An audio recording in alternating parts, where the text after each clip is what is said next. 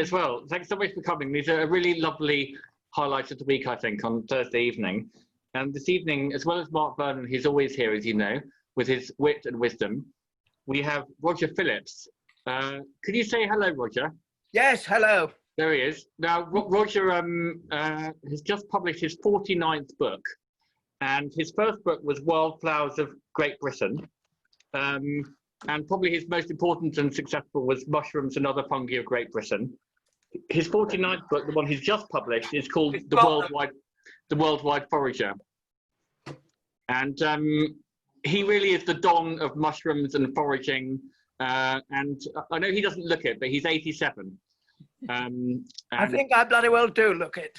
Well, you don't look a day over 86. It shows you. It shows you what a diet of dandelions can do for you, ladies and gentlemen, doesn't it? And our second guest, who will be coming to you first, is Kamin Mohammadi. Kamin, are you there? Can you wave and say hello? I'm here. Hiya.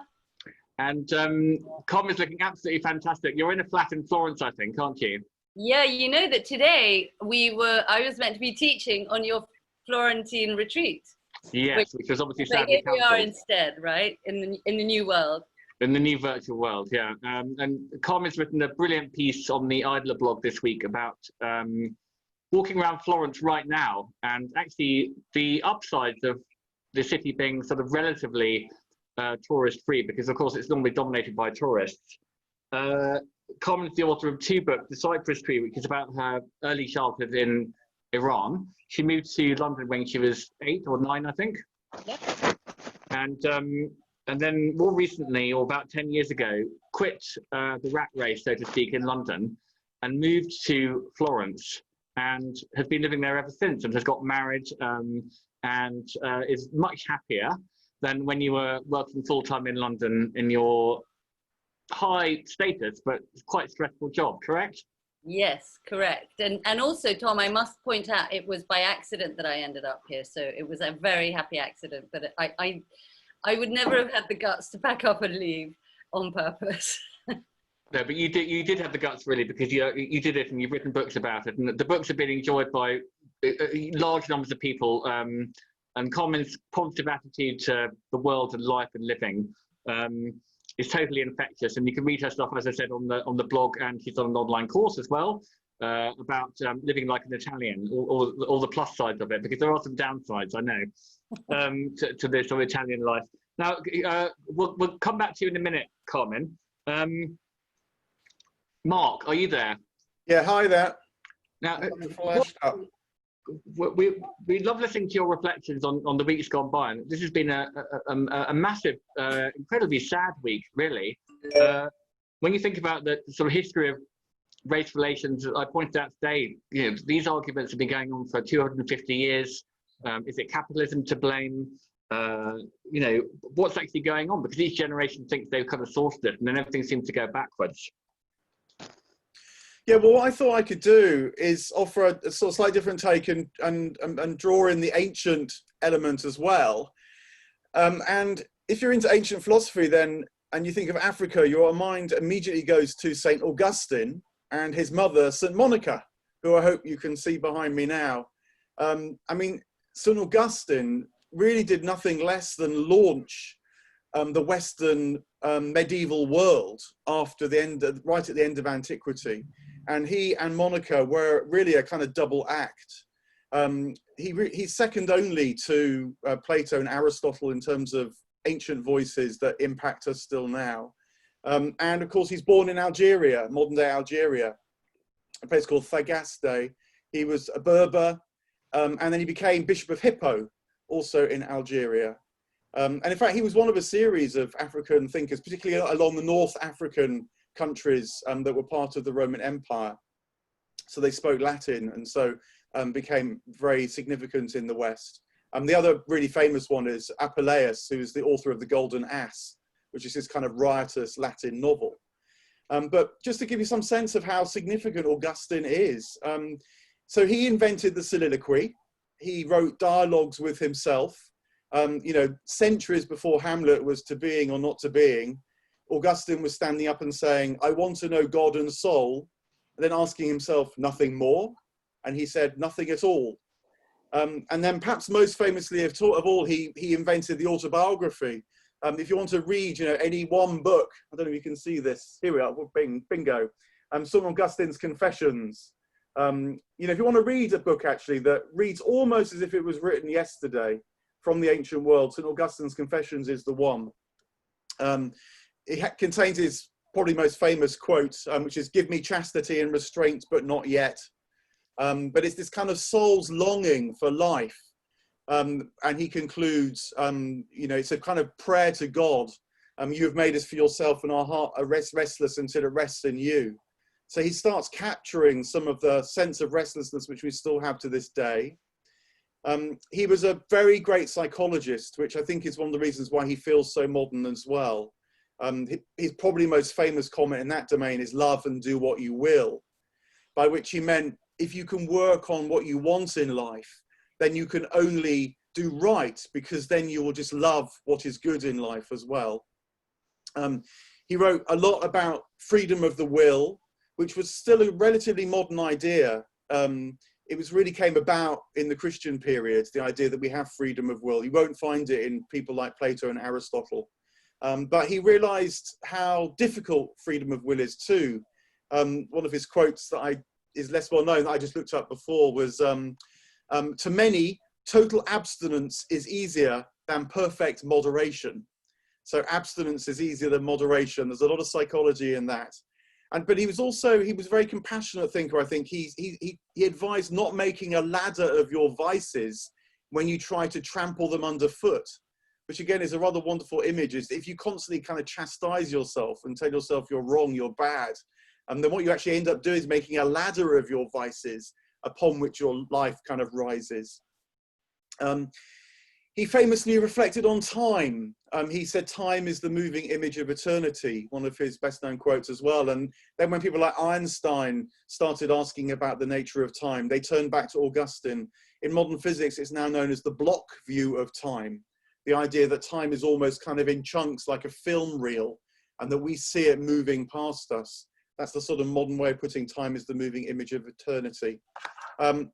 You may know I work as a psychotherapist, and he's significant as one of the very early people to start thinking about childhood and how childhood impacts us and how we are educated in our childhood. And he used it to form reflections on how we start speaking and the nature of language.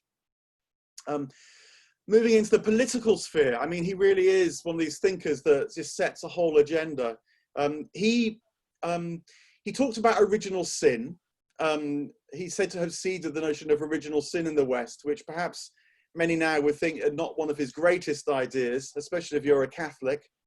But nonetheless, he realized that the world is not in fact created in 6 days. He reasons that a day in the northern hemisphere is night time in the southern hemisphere. So when the Bible says the world was created in 6 days, it can't possibly mean literally 6 days. And then he wrote a whole series, actually, of many volumes, reflection on Genesis, and basically said that religious literalism and fundamentalism completely, totally, and utterly misses the point. This was in the 4th century. If only we read him a bit more, in fact. He also reflected, I guess, because of his multicultural heritage, that Christianity, he thought, is just the latest movement, if you like, in the quest of humanity to find the true religion. So he realized that we toy with new ideas as they're born, and we're searching constantly for more. That was deeply embedded in his sense of religiosity. And it gave birth to basically what became secular ideas. So the idea that what we would now say is church and state needing to be separate. He argued that the religious impulse is really the quest for more than this world. And so it needs to be separated from the way you actually govern the world in the political sphere, because otherwise you'll confuse things and politics will try to become a sort of salvation, which at the end of the day, it can't deliver. All it can deliver is a way of organizing the world that's as good for as many people as possible. So you needed to separate out the sort of higher desires of human beings, you know, maybe see that they're pursued best in the arts as well as in religiosity, and keep that very separate from secular and political domains. Otherwise things go wrong. And of course we see very often how things go wrong in that way too.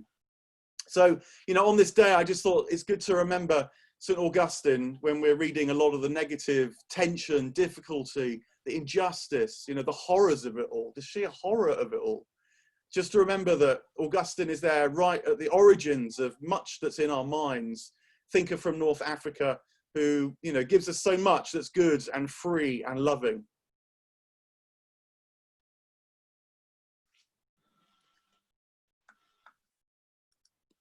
I think you need to unmute, Tom. Sorry, guess I forgot to unmute myself. Well, thank you very much, Mark. And that's a beautiful encomium for the great African priest, St. Augustine. And I've read most of his confessions. It is a really easy read and really fun to read. And very open. It's almost like Pepys, sort of Pepys crossed with Rowan Williams or something like that. Yeah, he's actually been compared, can be compared to Boswell, actually. Has he? Yeah, yeah. More depth. Although, as I said today, Boswell was he was in favour of the slave trade. Dr. Johnson was like totally against it and was raised toasts against, you know, say, here's to the next slave revolution in the West Indies in the 1770s.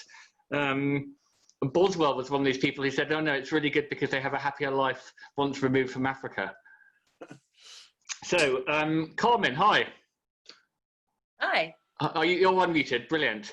Now, tell us about your move first. Well, tell us about your ancestry, because you're half Iranian and half Kurdish, and you came to London when you were 8 or 9, and then sort of grew up in London. What's your experience of being sort of darker skinned, or sort of othered, or whatever the word might be? Thanks, Tom. I'm half Kurdish, half Persian, but 100% Iranian. So I won't go on about that. But the distinctions are in my book, The Cypress Tree, because Iran is made of lots of different local ethnicities. And so I'm one of the Iranian Kurds, yeah. Anyway, yes, I was born in Iran. I lived there until I was 9. We lived through the revolution. After the revolution, we came to the UK, we came to London. I've always loved Britain and London particularly, you know, partly because it saved us, and also because we found tolerance there. So it's an interesting question. How have I, oh, hello, there's my, thanks, Victoria, that's my there's your website. How have I been othered? You know, I've definitely enjoyed enormous privilege myself in growing up and being a woman also in the UK. You know, I've been able to have a voice and certainly freedom of speech is something that I would not be enjoying had we stayed in Iran. So I've always felt a sense of responsibility also towards that, in that I've always felt, ever since I didn't go back to Iran for nearly 20 years. And then when I went back and I was, you know, in my late 20s, I felt a responsibility to the amount of people who trusted me with their stories, you know, and with everything that's been going on, and I don't need to remind everybody who's here, you know, I think all of our hearts are so heavy with what we're seeing happening. Lots of people feel like, you know, what can we do? Obviously, we can't frame this as just an American problem. You know, there's some real issues also in the UK. I heard some statistics, something like 40% of the poorest families in the UK are Black British. That's a lot, you know, given that I think they only make up 4% of the population. So we've seen this also with the deaths from COVID, right? That it has adversely affected the BAME community. So that might be about social factors. It's probably a lot about the jobs that people have, you know, being essential workers, not having the sort of wonderful luxury we've all had to take our work, you know, to take work home that we've enjoyed in this time. And I see a lot of people who are very confused, and I really understand that. So what's the thing? You know, I've never had any overt racism in the UK. I really have to say that. Maybe one or two comments once from like football fans, you know. But there's a lot of subtle stuff, you know, a lot of subtle othering. So I would say to anyone who doesn't kind of want to be guilty of that to really study British history as well, right? Because, for example, Brexit and just the whole sort of anti-immigrant climate that's, sorry, mosquito there, that's been fostered by this government, you know, since these people came to power 10 years ago, whenever it was, it's toxic, but it's also really inaccurate in the sense that, you know, those institutions that we are so proud of, and you know, that they're British and we want to kind of protect from all these kind of foreigners that we think are coming over just to use the NHS. I always, on my talks, when I'm talking about the Cyprus Tree, the book about Iran, I always talk about the Iranian oil nationalization crisis that happened in 1950, 51, 52, where Iran tried to take back its own oil. And I think not many people realize that Iranian oil had been owned largely by the Brits up until that point. And Iran had been receiving 16%, 16% of the profits from this resource. And that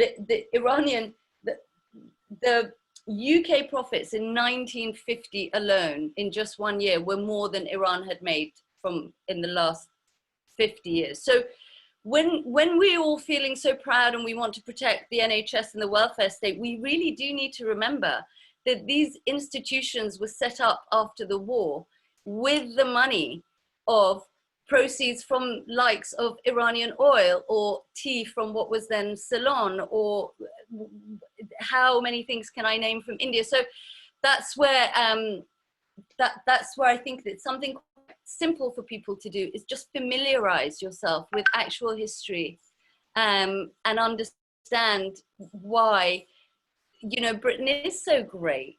You know, some of our countries have these great imperialist colonialist pasts, and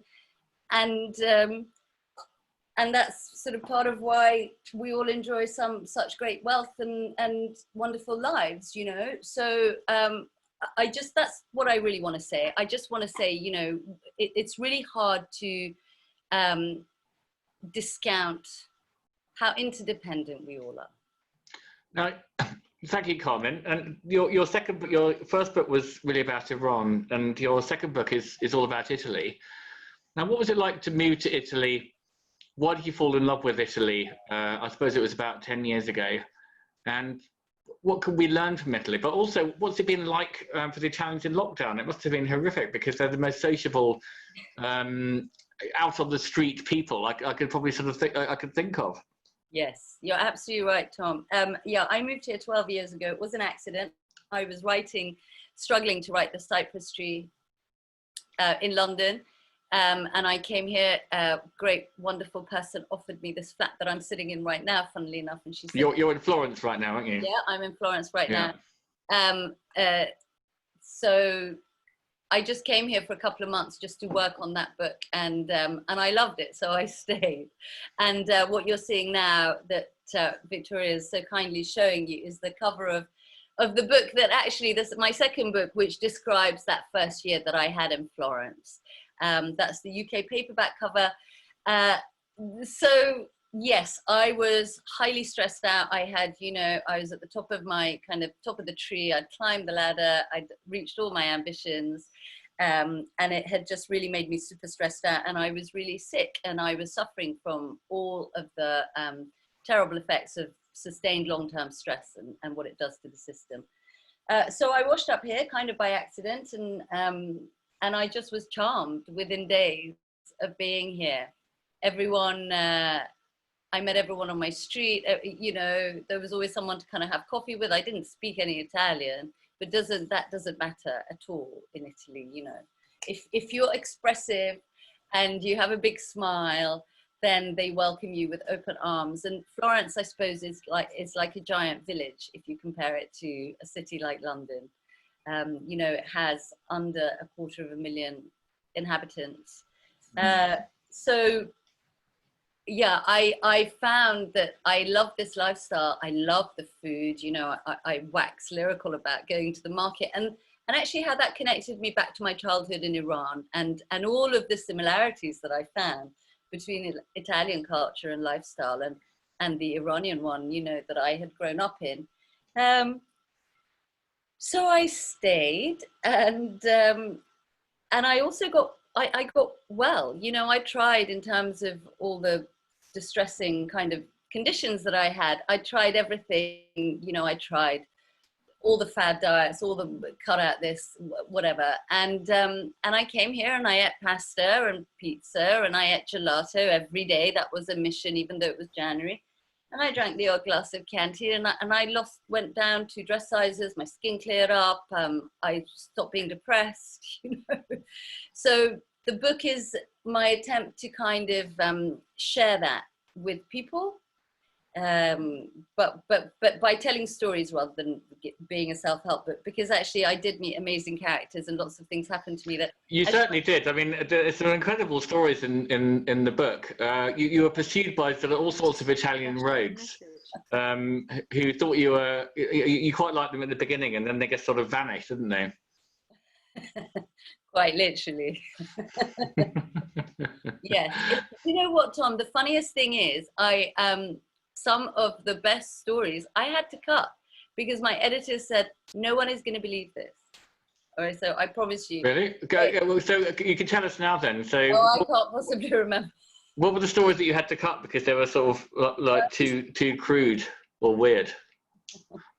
I can't really remember. There were just things like about going out sometimes and people literally falling over, and they went, no, this sounds really vain, and I was going, it happened anyway. The thing is, Italy is as charming as you imagine, you know, and especially if you're not in a stressed out big city, perhaps like Milan, but you know, Florence is the perfect size. It's small, but it culturally and artistically, it punches like way above its weight, and certainly in terms of the kind of educational institutions and stuff. Now, obviously, that's also been kind of slightly its downfall over the past few years. You know, I came 12 years ago, and I was a tourist, I suppose, a visitor, a traveler, whatever. And you know, but then there were quiet seasons. There was the off season. There was a patch of time between November and March when you would probably have the city, if not to yourself, you know, it was manageable. But actually, as time has gone on, that has increasingly not been the case. And the piece that I wrote for you guys, thank you for letting me write it. We've now officially entered phase 3. So I wrote the piece about phase 2.2, which was the last couple of weeks, where we were allowed out because our lockdown here in Italy was one of the toughest in Europe. Like I chose to come back here at the end of February. I'd been in London. I thought, well, I want to go home.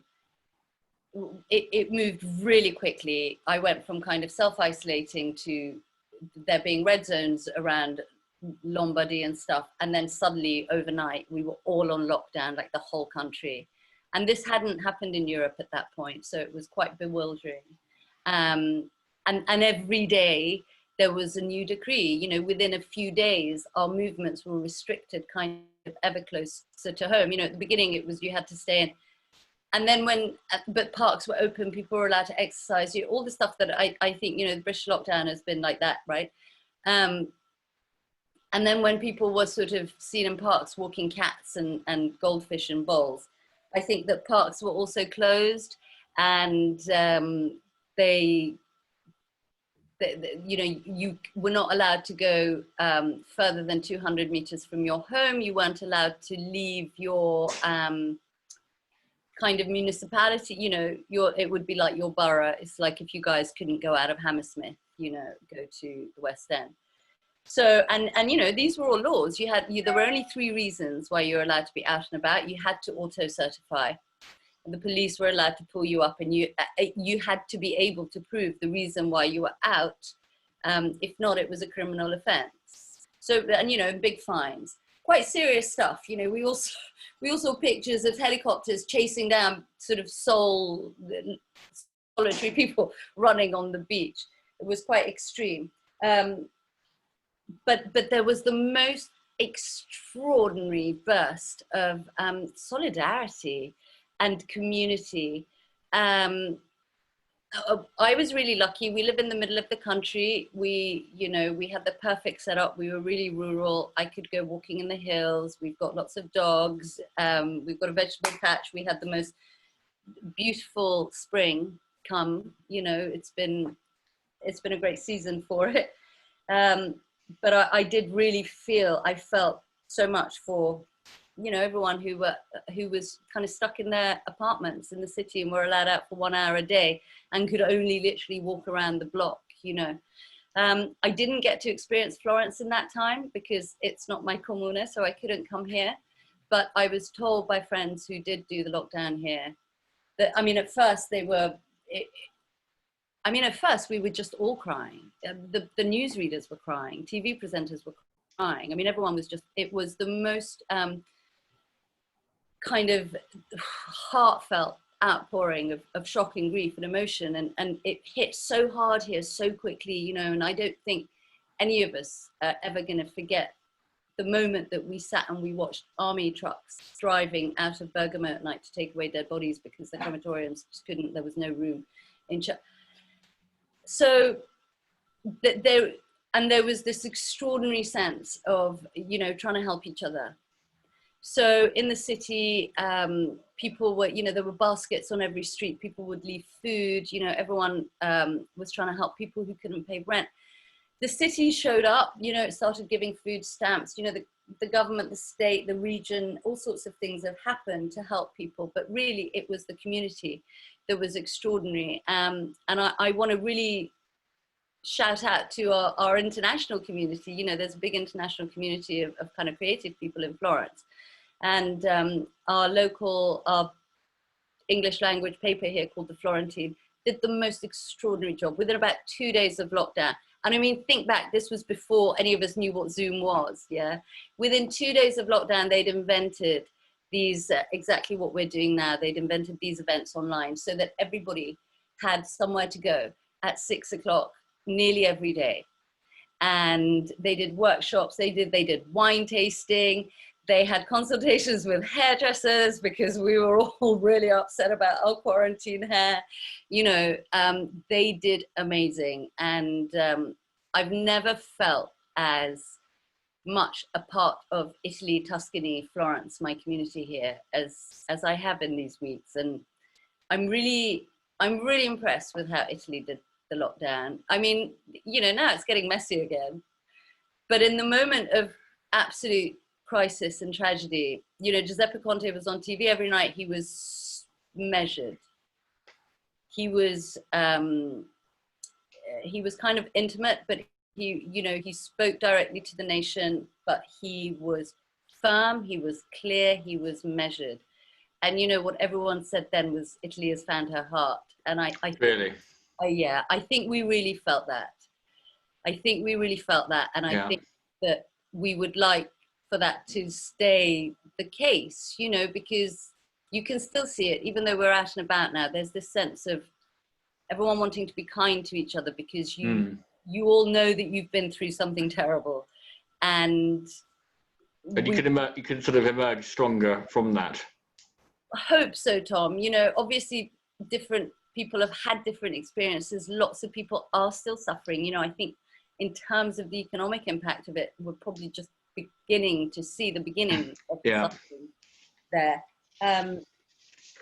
But there is a sense of this shared experience, shared sort of tragic experience. When we were in phase 2.2 and I was allowed to come back to Florence, there really, you know, and we're wearing our masks, so there's all this kind of eye contact suddenly going on.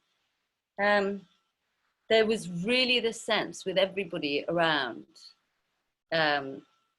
that you could speak to anybody, that you all had tales to tell, and we all have the same joys right now. You know, a group of residents stood, you know, 2 meters apart on the bridge watching, just for like an hour and a half, just watching the sun come down behind the Ponte Vecchio, you know.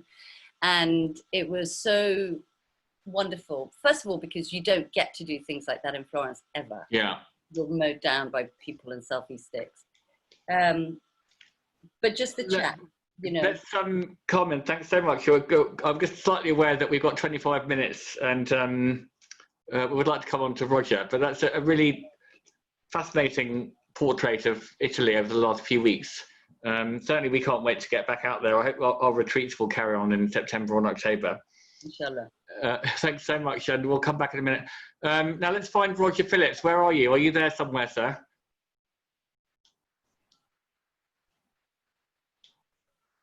Oh, there's a big, long silence gap there. Can you hear me now? Oh, that's great. Yeah, yeah. Okay, I'm back. Hi, Roger. Let's just talk about what you've been up to in lockdown. Have you been able to do any foraging?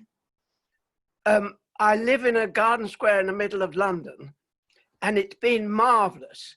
We have vast areas of wild garlic and all sorts of flowers that we can collect and eat. And last week we had bamboo shoots. We've got a big clump of bamboo and they start to shoot and you hack them off, peel them, and they are superb, delicious. Sorry, you're living in central London, Roger. For some reason, I assumed that you'd be in a coffee gym. Everybody says that. Yeah, yeah. Yeah, it's the only place to live in England. Is London? London, yeah, because I can go anywhere in the country on the motorway, not this week, but normally on the motorways and go zooming off anywhere for the day, go down to Wales for the day and get back to London and photograph all the things I've collected. No, you say you photograph, so you actually started as a photographer, didn't you, in the 60s, I guess? Yes, I did. Yeah, I opened a studio in Shaftesbury Avenue in the 60s. And at first I was doing advertising work. Then I moved to doing cookery work, which I'm very fond of and love doing cookery things. I notice Elizabeth Luard is with you. Hi, Elizabeth. So I did an awful lot of cookery. And then eventually I got obsessed with nature. And that's where I've been ever since. That was now about 45 years ago. And I did my first book then on wildflowers, where I was trying to help people with photographs to identify things. And I've been doing that ever since. And who were your heroes? And was that quite an unusual thing to do at the time? Was it difficult to get the commission to produce the book? Well, I'm probably not going to answer you directly with that. One of my heroes is Chief Joseph of the Nez Perce Native Americans. And he said, the land is not given to you by your parents, it is loaned to you by the children. And I think his sort of philosophy and the Native American philosophy of taking care of the land is supreme. Now, sorry, that was a gobstopper, wasn't it? It's a very beautiful thought. So that's where your philosophy comes from, really. What are you trying to do? What's your overarching philosophy? What are you trying to help people to do? Are you trying to help people to connect to nature, to connect to the land, to think more carefully about what they put in their own bodies? Is there a sort of like or is it a sort of zoological interest, if you like, not zoological, sort of just an interest. Botanical. A botanical interest, yeah. Well, in terms of mushrooms, they were very much misunderstood. The English original philosophy was they're ghastly things that come up overnight and they make you ill to eat them. And it's complete rubbish. All Europeans, I mean, in Italy, they eat them all the time. I wanted to help people understand mushrooms. There were books in the past of drawings and they were not very helpful. So by photographing the mushrooms, and I collect loads of the same mushroom and cut them up and display them on a sheet, just like botanical drawings. So you can see every part of the mushroom. So you can definitely identify it from looking at my photographs. And that was the whole point of the book. 1,200 mushrooms eventually in the book, species. Well, I've seen you. We've chatted together at the Good Life Festival in North Wales, which takes place in September, which I suppose is quite a good time for mushrooms. Where someone else would walk through a wood and see nothing, you can walk through a wood and come back with this huge and very beautiful display of, 15, 20 varieties, which you then cook up and eat. But most of us are a bit scared. I mean, the only one that... You can't cook up and eat them all. No, you have to be very careful. You have to be very careful, yeah. And so how do you get over that fear? Is that practice and identification? You need to learn it from the bottom up. A friend of mine, a mycologist, said to me, it isn't a science, it's an art. You have to actually learn every individual mushroom. Otherwise, you're going to be sunk. Yeah, so there are no sort of general rules that you can obey. I noticed in your new book, Worldwide Forager, you write in praise of the Parasol Mushroom, and that's a mushroom that we used to find when we lived in North Devon on Exmoor, and they're quite easy to identify and quite delicious. Do you recommend those? And what's your favourite mushroom? Terrific. Yes. Yeah. What I would do with that is make a very light Japanese batter, dip it in the batter, and deep fry it. Ooh, lovely, deep oil, but fry it very quickly, and it turns into a delicious, juicy sort of crisp on the outside deliciousness. Look at the cover. You've got the cover up at the moment. Yeah. On the top of the cover, okay. The top of that picture is showing bamboo shoots, and I collected those bamboo shoots in the garden here in the middle of London, and they are absolutely delicious. So you have to peel them, and then you steam them, and they're wonderful. And they could grow virtually anywhere, and we don't know anything about it. I mean, the whole point of the Worldwide Forager was to look at what other people in other countries foraged. Excuse me. For instance, in Japan, they eat hostas. We grow hostas as garden plants. Originally, they were eaten and collected in Japan as vegetables. They're the most wonderful vegetable. Beat cabbage into a cocked hat. Now, Roger, tell us about London and actually nature, or the natural world in general over the last few weeks. Have you noticed any change? Has nature been thriving under lockdown? When I say nature, it's a bit of a sort of vague word, but I mean plants and things. Have they been sort of growing more vigorously perhaps than in previous years because of the lack of pollution? I haven't noticed that, no. I mean, obviously it's been the most wonderful spring and we've all enjoyed what we could make of it. That's been terrific, and it's been a blessing in all this lockdown crap. Less pollution. Sorry, what did you say, Nikki? Less pollution on the plants. Well, yes, I'm very conscious of there being far less pollution, and that's wonderful, but we're not seeing an immediate effect of it at the moment, but we pray for it. Let's hope we don't ever end up flying everywhere as we did 6 months ago. And what's your tips for someone who is taking their first steps? What's out there right now in most countries to go and forage and gather? Well, mushrooms have had it. I mean, certainly in England and probably much of Europe, where it's far too hot and dry for mushrooms. They tend to be in the wet weather, obviously.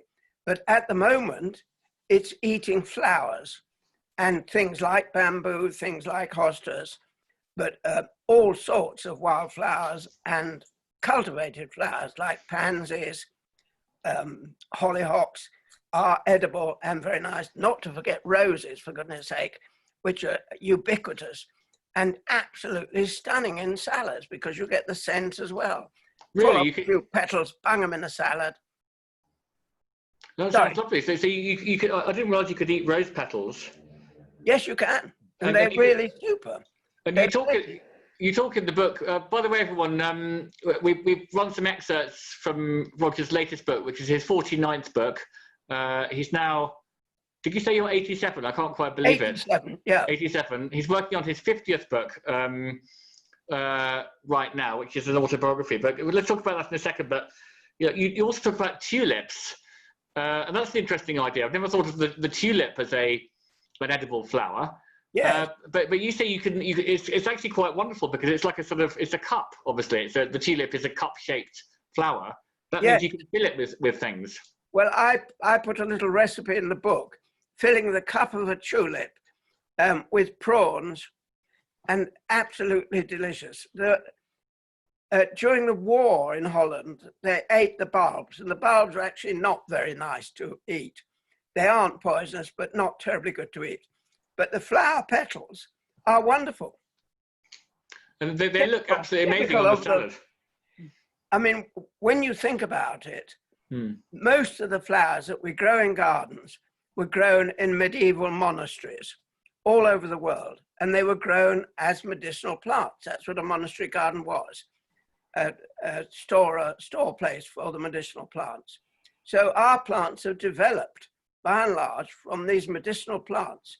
So they're not only good to eat, they're damn good for your health. So we owe all our sort of botanical knowledge really to the medieval period. That's when it became particularly sophisticated. Sorry, I don't get the point of what you're Well, I'm trying to say that people think that the Middle Ages and medieval times were some sort of a dark age, but in actual fact they were very sophisticated because of what you're saying. Partly, they had these. Well, we've seen them in Florence. These sort of monastic gardens, which had a huge variety of medicinal plants, herbs, and so on. Well, that's right. We did back in the Middle Ages. We did most of our learning about plants. Obviously, we've got a little bit more sophisticated now, but not much. And have we made improvements? I'm not sure, really. We should be enjoying what we have. My motto is, if it ain't fun, don't do it. Well, Roger, what about your 50th book you're writing right now, which is an autobiography? Can you tell us a bit about that? Yes. I'll tell you a little story. It's sort of stories of things that have happened to me in my life, and some are obviously connected with books. We were working on the west coast of North America in a place called Bellingham in Washington State, and there was a chap there who was collecting psilocybin, the druggy mushrooms. The magic mushrooms, yeah. Yeah, so he was keen. He sold other mushrooms. He collected mushrooms for a living. But he'd collected loads of psilocybin, the druggy mushroom, and he didn't know what to do with them. So he advertised that he had them, and the next day he woke up and the FBI were gathered around his house and dragged him off. Anyway, they hit him very hard and he went to prison. Mushrooms? For collecting psilocybin and trying to... Really? So where was this, Roger? This wasn't in recent times, was it? No, this was in the 80s. It was... 1980. Yes, about 1980. Nicky's prompting me. 1985. Yeah. Yeah. And then, Nicky, can you just say hello so we can see who this special voice is? Hello. Hi. There's Nicky. I'm hiding away. She's got herself hidden away. So when he was in prison, he told one of his friends where his stash of the mushrooms was. The FBI had never found them. And he said, sell this stash, so when I come out of prison, I've got a little bit of money. And he came out of prison, and the day he came out, we were in a house with a friend, and he came in the door and saw his friend and said, where's my money? And the friend opened his mouth and took out a set of false teeth and said, I spent the money on false teeth. What do you think of that? And what he thought of that was... Punch him in the face immediately. Yeah, absolutely. What about these psilocybin mushrooms? You must have tried these, Roger, at some point. No, I don't go in for drugs at all. No, you're not interested in that? Yeah, no, I've never even puffed on a thing. For some reason, everybody's always said to me, oh, take no notice of bloody Phillips. He enjoys himself enough without it. He doesn't need it. he doesn't need psilocybin to take him to another level.